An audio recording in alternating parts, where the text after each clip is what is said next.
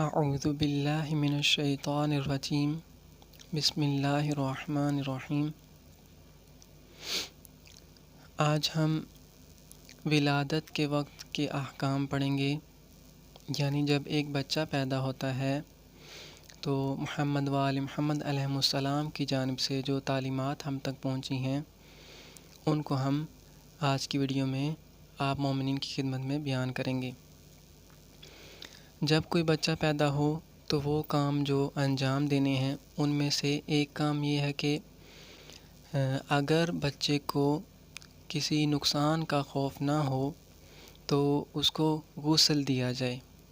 یعنی بعض دفعہ ہوتا ہے کہ اے سی بہت تیز چل رہا ہوتا ہے، اگر بچے کو آپ نہلائیں گے، اسے غسل دیں گے تو بچے کے بیمار ہونے کا خطرہ ہوتا ہے یا کوئی بیماری لگنے کا خطرہ ہوتا ہے، بعض دفعہ بچہ مر بھی جاتا ہے۔ تو اگر کسی قسم کا کوئی خوف نہیں ہے تو اسے غسل دینا مستحب ہے، سنت اعمال میں سے ہے۔ دوسرا کام، اس کے دائیں کان میں آپ اذان دیں گے اور بائیں کان میں اقامت کہیں گے۔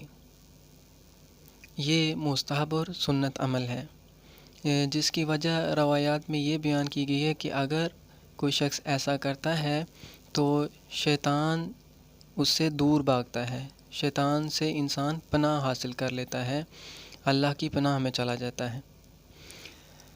تیسرا کام، اسے آپ گٹھی دیں گے، گٹھی، اسے تحنیک کہتے ہیں۔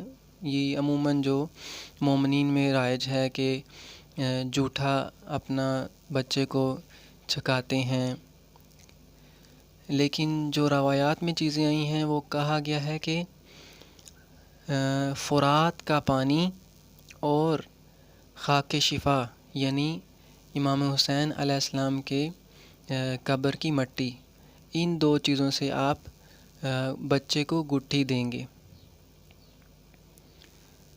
اگلی بات یہ ہے کہ آپ بچے کا نام رکھیں گے۔ بچہ پیدا ہوا ہے تو اس کا اچھا سا ایک نام رکھیں گے۔ یہ والد کے اوپر ضروری ہے کہ اپنے بیٹے کا کوئی اچھا سا نام رکھے، اور بہترین نام یہ ہے کہ جس میں اللہ کی بندگی ظاہر ہو، جس طرح کہ ہمارے نبی حضرت محمد صلی اللہ علیہ وآلہ وسلم کے والد کا نام تھا عبداللہ، یعنی اللہ کا بندہ، تو اس میں اللہ کی بندگی ظاہر ہو رہی، اس طرح کے نام رکھنے چاہیے۔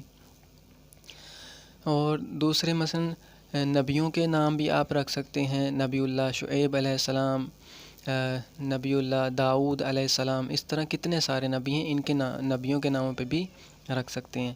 اسی طرح اماموں کے نام پہ بھی رکھ سکتے ہیں، کتنے ہمارے نام ہیں، اماموں کے نام ہیں، کسی کا نام علی ہے، کسی کا نام محمد ہے، کسی کا نام جعفر ہے، کسی کا نام موسیٰ ہے، یعنی اس طرح ہمارے ائمہ کے نام بھی ہیں، تو کوئی اچھا سا نام آپ رکھیں۔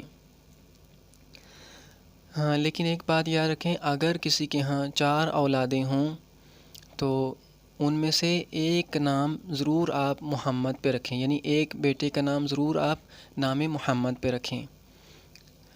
اور اسی طرح اگر کسی کا نام محمد رکھ لیتے ہیں تو پھر اس کی کنیت ابو القاسم آپ نہیں رکھ سکتے۔ اور ولادت کے وقت کیا ہے کہ ولیمہ کریں گے، یعنی اس خوشی کے موقع پہ آپ کھانا پکا کے مومنین میں تقسیم کریں گے۔ یہ تو تھے ولادت کے وقت۔ اب آپ 7ویں دن آ جائیں، کچھ کام ہیں جو ولادت کے بعد 7ویں دن انجام دینے ہوتے ہیں۔ ان میں سے ایک کام کیا ہے کہ بچے کے آپ بال منڈوا دیں گے، سارے کے سارے بال منڈوائیں گے، یعنی آپ کو یہ اجازت نہیں ہے کہ تھوڑے سے بال اسے چھوڑ دیں، جیسے کہ بعض لوگوں کے ہاں یہ رسم ہے کہ سارے بال نہیں منڈواتے، یعنی تھوڑے سے بال سائڈ سے چھوڑ دیتے ہیں، جسے لٹ کہتے ہیں۔ یہ لٹیں رکھنی روایات میں منع کیا گیا، ایسے نہ کریں۔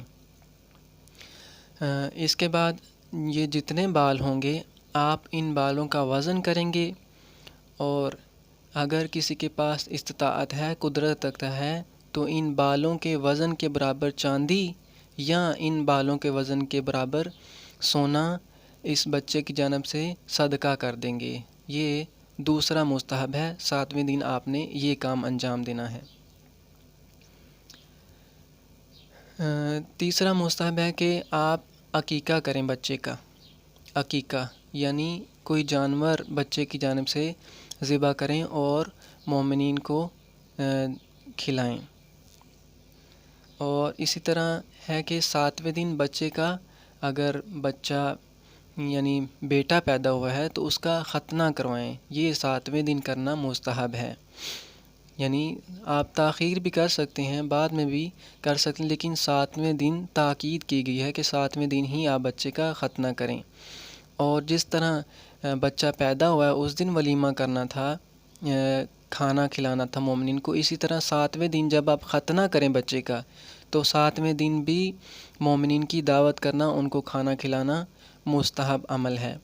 اور اگر آپ 2 جگہ پہ ولیمہ نہیں کر سکتے، پہلے دن بھی اور 7ویں دن بھی، تو آپ 7ویں دن اکٹھا ہی مومنین کو کھانا کھلا دیں۔